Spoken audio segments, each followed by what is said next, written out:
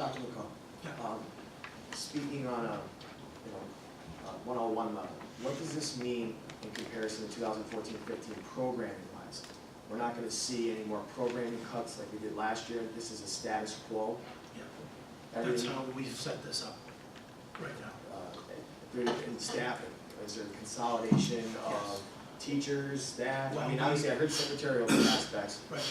We only What does it have, these resignations that we acted upon tonight, only 2 of them have we known about to be able to give us time to figure out whether or not we really need them in the new budget. The other ones we still have to discuss. And I'm pretty confident that as time goes on, there always are, there will be more. I just don't know. I just don't know when and how many and who, if any. So all the programming that we currently have in the Western Wayne School District will remain status quo. That would be my recommendation. And again, as Ms. Emmett mentioned, we would expect them to enact the cuts that we asked for last year as far as, their use of supplies and replenishing any supplies they have, whether it's for a sports team or a club, and through the classroom. We'll have the same cuts as far as, paper supplies, that sort of thing, so. Yeah, 'cause I mean, last Not year, elevating it any more than we did. no, of course. I just want to ensure, and as I broke it down to 101, what's the education going to look like for the children in the Western Wayne School District? Are we going to have any more programming cuts? I don't believe so. If we can get through this. I would severely hope not. And that's why I wanted to ask. Is there, essentially what we have come down to is it's gonna be $75 or so for every family in the district. Is there any programming we're allowed to cut that it would be worth cutting to save every family $75? If we eliminate all extracurricular activities, we still have a tax increase. Is there anyone willing to get rid of, pre-K or get rid of all sports or anything like that? That's what we gotta lay out, is it worth that for every family, every taxpayer? That's the question in front of us, really. Well, I think interestingly is that when we see the numbers, as Ms. Emma said, she didn't have some things calculated in there that she just learned about yesterday and today. When we see what's on our May agenda for that budget approval, let's see how close those numbers come. But that's something you've got to digest is, we're this close. Is there any other one or more than one particular item that justifies a further cut? And that's what we've got to come back with. I'm not excited about a 3.1% tax increase, but historically, 3.1% is exactly what inflation has been. If you go back 50 years, we've been at 3.1%.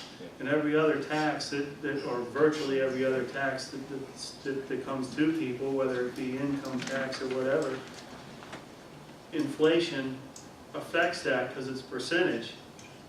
We don't get any increase for inflation. So it looks ghastly, but the truth is, it's tough for me to vote for that. Well, and But I gotta tell you, it would be hard for me to get rid of most of our programming. We're down to bare bones. I think by cutting some of the programs, like extracurricular activities, though, you really have to take a very good look at the ramifications to our students. And is it really gonna serve us to cut the programs? Or is it gonna cause a lot more issues with the education? Take the musical that was the other day. We might save $5 a family or something by getting rid of that. Probably not even that much. Is it worth it? Well, and in all fairness to what you're saying, Dave, and I agree with you, but and the fact is, last year we had a tougher year for our taxpayers. Brutal. And yet we still maintained the course for the kids, and we survived it.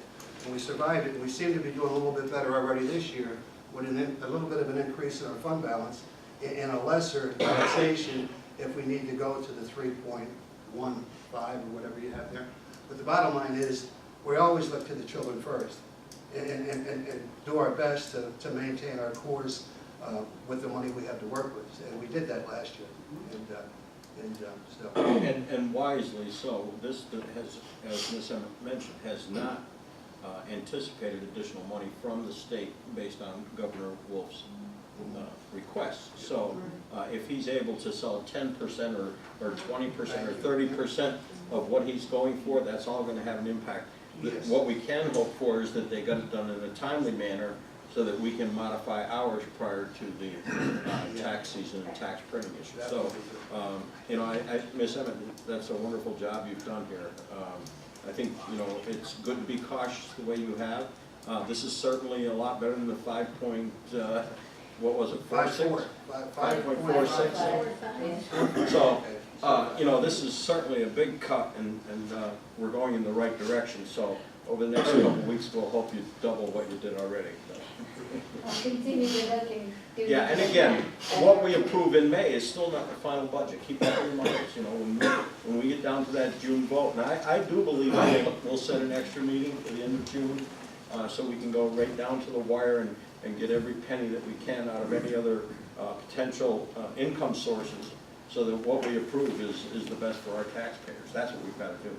Again, keeping a sharp eye on the programs that we don't want to lose and have taken so long to develop. So, you know, I think you've done a great job, Ms. Emmett. Thank you. Thank you. Have any of the other board members questions at this time? Ms. Emmett, any last thoughts or comments? Thank you. Okay, we have covered our agenda items. Hearing no other questions, do we have a motion for adjournment? So moved. Second? I'm sorry, who was that, Mr. Lindo? Motion's been made and seconded. All those in favor signify by saying aye. Aye. Opposed, no. We are adjourned. Thank you, everyone.